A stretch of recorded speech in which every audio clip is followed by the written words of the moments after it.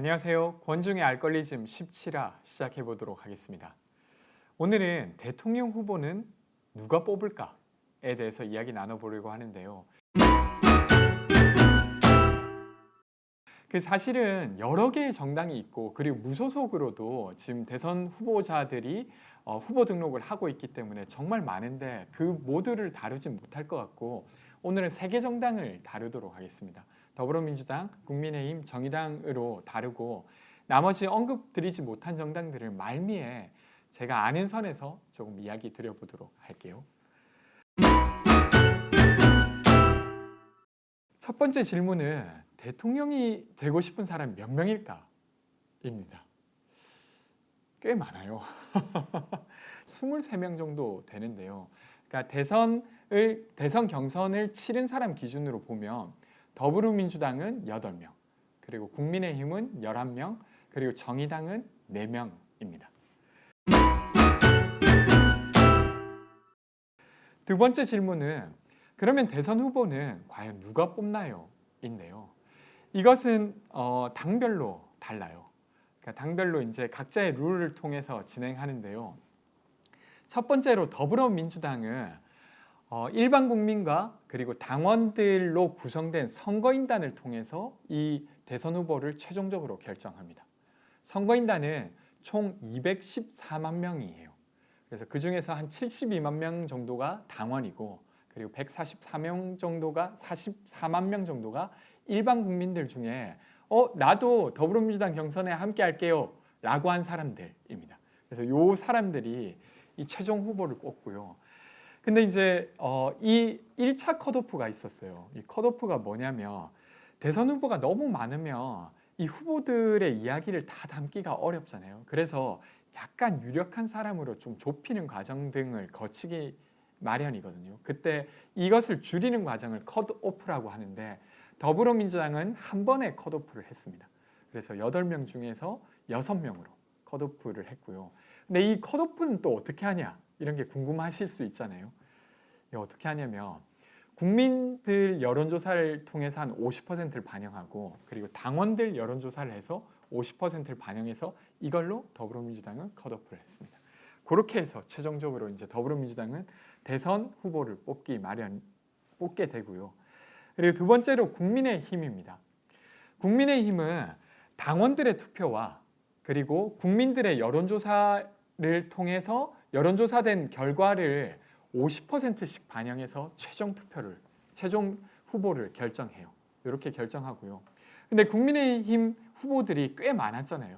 총 11명이나 됐으니까 두 번에 걸쳐서 이 후보를 줄이는 과정을 진행한다고 합니다.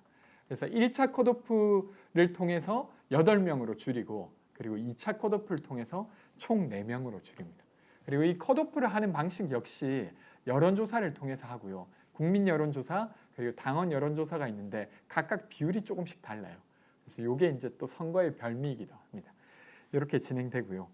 그리고 끝으로 정의당은 일반 국민들의 참여는 포함하지 않고 정당에 이미 당 회비를 내고 있는 사람들로 이 최종 사람들로만 투표를 해서 선정한다고 합니다. 그래서 이제 당비를 내고 있는 사람이 22,000명 정도 된다고 해요. 그래서 이 사람들의 투표로 100% 반영해가지고 최종적으로 뽑고요. 4명의 후보가 있다 보니까 따로 컷오프 과정을 진행하진 않는다고 해요. 그렇게 되고 근데 정의당의 경우에는 결선 투표제라고 하는 걸 채택했습니다. 그게 어떤 거냐면요. 4명이 투표를 했는데 그 중에서 1등 후보가 55%를 받았어요. 그러니까 정말로 높은 지지를 받은 거죠. 이렇게 되면 한 번만 투표해서 1등 후보가 최종 후보가 되는 것이고요. 근데 4명을 투표했는데 1등 후보였는데도 불구하고 30몇 %밖에 못 받았어요. 그러니까 과반보다도 더 낮게 받았다고 하면 이럴 경우에는 1등 후보와 2등 후보만 따로 해서 한 번 더 투표를 하는 겁니다.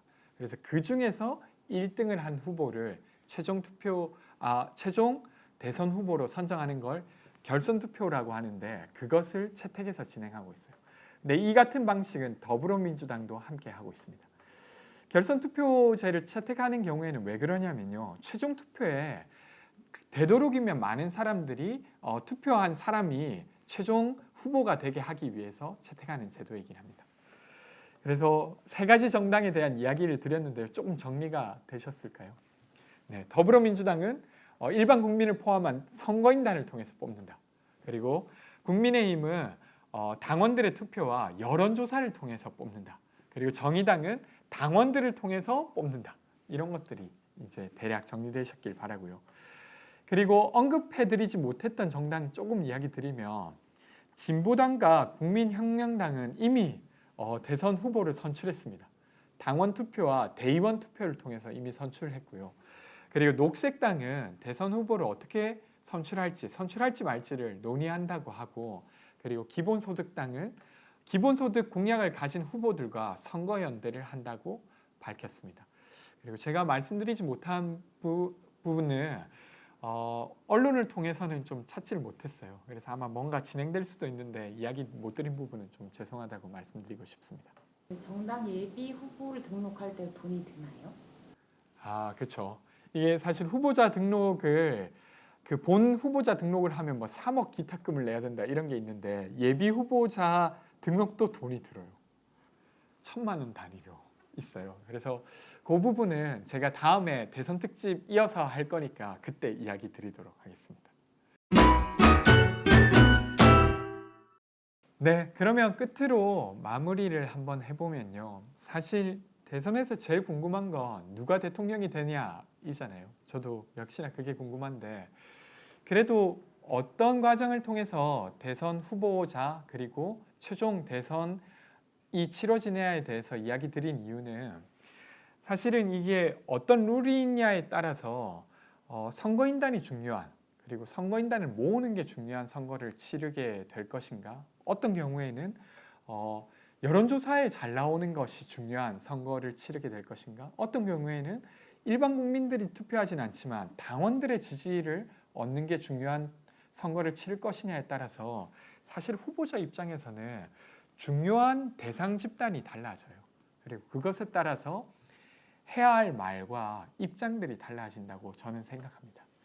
근데 저는 그런 생각을 하는데요. 꼭 누가 되느냐도 중요하지만 거기에 함께하는 후보들이 어떤 이야기를 하느냐가 사실 대한민국의 정치 지형을 만들기 마련이에요. 그래서 그런 의미에서 후보자들의 말이 되게 중요한데 그것을 결정하는 게 어쩌면 이 룰일지도 모르겠다는 이야기를 한번 나누고 싶어서 이야기를 드렸고요. 이런 걸 보면서 또 대선을 보시면 더 재미있을 것 같기도 해요. 그래서 한 대선이 140여일 정도 남았는데 함께 지켜보면 좋겠다 싶고요. 앞으로도 대선 특집으로 대선에 대한 이야기 계속 드리려고 합니다. 그래서 저와 함께 대선을 함께 지켜보시면 어떨까 싶고 오늘은 여기까지 하도록 하고요. 그래도 끝까지 이렇게 함께 봐주시는 분들이 있어서 계속 힘을 내서 저희 알고리즘 팀이 계속 하고 있습니다.